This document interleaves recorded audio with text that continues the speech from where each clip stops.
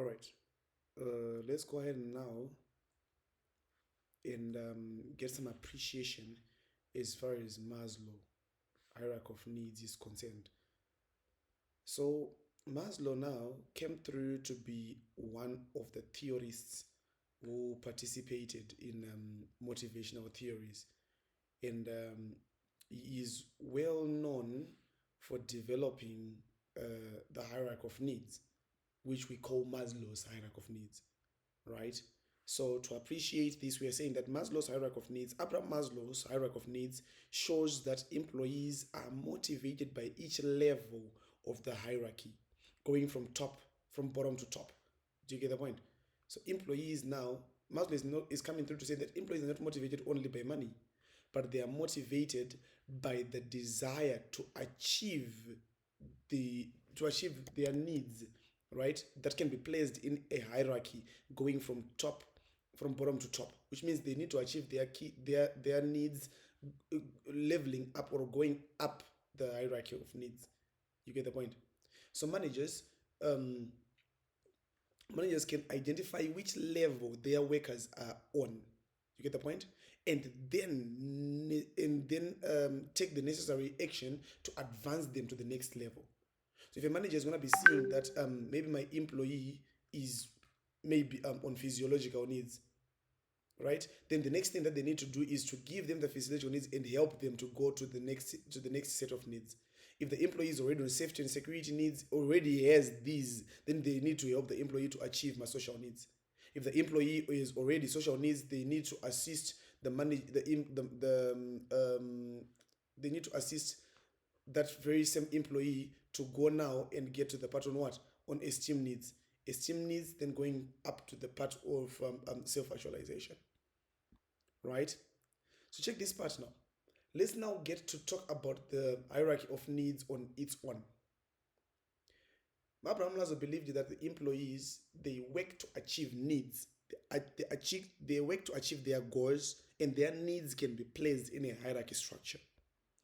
Any employee who's going to be coming to work from day one or for the first time is going to be concerned about the part on getting physiological needs. And on these, we're talking about things like food, things like rest, things like recreation, things like shelter. Do you get the point? These are the basic needs that every person is going to be needing. Basic needs needed by everybody. Basic needs for everyone. You get the point? Everyone needs food. Everyone needs shelter. Everyone needs clothes. You get the point? Everyone needs water. We can talk about the part of clean water. We can talk about the part of clean air. Everybody needs those things. So we are saying now, if an employee is working first to make sure that they have food on their tables, they are working to make sure that they have enough rest, they're working to make sure that they have shelter. We're talking about the part now that the manager can come in and they give the employee wages that are high enough to meet the weekly bills, to meet the weekly bills or what these guys they need to be paying for every week. So an employee does not need to get to work and start to be worried about the part of where the rentals are going to be coming from, electricity bills are going to be coming from, phone charges are going to be coming from. So the manager is supposed to be able to pay enough for the employee to get these physiological needs. You get the point? So physiological needs, we're talking about the basic needs that everyone, for every customer or for every employee, for everyone. That's better that way.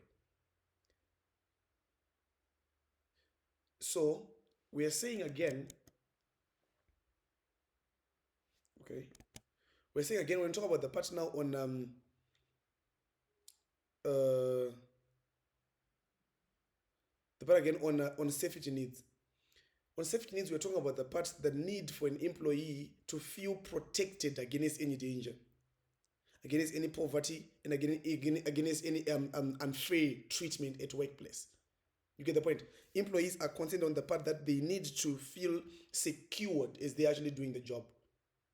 Do you get the point? When they're working in mines, they need to make sure that they are willing or they are actually concerned about their safety as they will be working. You get the point? So we're talking about the part now that the employee is concerned about their job security. security from danger, and security of the job itself. So what the manager can do here is that they can actually go ahead and actually give them contracts. They can sign contracts with what? With their employees. Then a contract, let's say a contract like a 1 year or a 2 year contract. The employee knows that my job is secure for the next 2 years. You get the point? Then the next thing that is up the ladder, up the hierarchy of needs, is social needs. When we talk about social needs, is the part that appreciates that a man is also a social animal or a social being who needs to interact with other people. So at a workplace, the manager is supposed to make sure that um, uh, they help employees to achieve needs like friendship and a sense of belonging in a team. How do they do that? Managers can allow workers to work in teams, can allow group works. You get the point? So I say that work colleagues that support that supports you at work. So everyone is going to be needing, every employee is going to be needing a group of colleagues that are going to be supportive when they are doing their job. So that's allowing the party team be working in teams, working in groups, and even the manager can even foster my team building activities. When we talk about my team building activities now, we're talking about the part now that people are being sent now not to work but rather to, or to have some activity that will enable them to work as a team at the very end of the day. You get the point? Then the next thing that you need that is up the ladder again is the esteem needs, which are also called my ego needs. Yeah. Esteem needs is having a status and recognition, achievement, and independency. Let's talk about the part where you are the best worker of the year, the smartest employee of the year. You get the point? Those are the things that you're talking about. So employees need to be recognized when they do something good. They need to be recognized for anything that they've done to the organization that is good. So we're talking about the part of being given recognition for a job well done.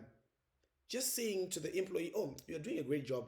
Or just giving probably a token of appreciation, a trophy, a medal, a certificate, something like that. That's going to be coming through to be having someone recognized at work that they're actually putting in the work. That's a plus for employees. That's again what is constituting my esteem needs. Then there is a level now that is on the very top of the hierarchy of needs, and we say that succeeding to your full potential, you are using your best brain cells. When your brain cells are working at their full capacity, talking about the part of feeling that you have done a good job, not just financially or a personal reward. You get the point? That being promoted or given more responsibility. In actual fact, this is a level that is solemnly reached. So this is a level that is solemnly reached. You get the point? You reach to this point by your own, because it's you who feels that I have reached my full potential. What the manager can just do is to give you more responsibilities for you to be a better person altogether. They give you more responsibilities, you start to be stretching yourself now to be a better version of yourself. More challenging task. Not monitoring you when you're doing your stuff. They let you be innovative. They let you be bring new ideas onto the table. They let you innovate some things when you're actually solving your problem, when you're actually doing your daily tasks. That's the part of actually fostering or encouraging you to self-actualize, to be at the best version of yourself. You get the point? But check this out. If you have looked in this hierarchy of needs, there's a limitation that this theory does not apply to everyday workers. For some employees, for example, social needs are not important, but they would be motivated by recognition and appreciation. Some they don't even worry about, they don't even care about this part. They actually need to actually have esteem needs satisfied, esteem needs first before they actually get what social needs are concerned about. We're talking about the part of introverts here. Introverts, people who like to just stay in their shells, something like that. So you see, people's needs cannot be put probably in a hierarchy like this at the very end of the day. You cannot put on a solid. You cannot put people's needs on a solid hierarchy like what we have here. Some employees, they go ahead and actually need to achieve these first before they even have the part of the security. It just depends from person to person. And again, it is very difficult to know which level of needs an employee is trying to probably achieve at any point, at any given point in time. Those are some of the limitations that we have as far as Maslow is Maslow's hierarchy of needs is concerned. But basically, that's what it states. I hope you'll be able to respond a question that comes through in line with this anytime. If you have any question, please touch base with me. Then we can actually go ahead and try to solve it. Yeah.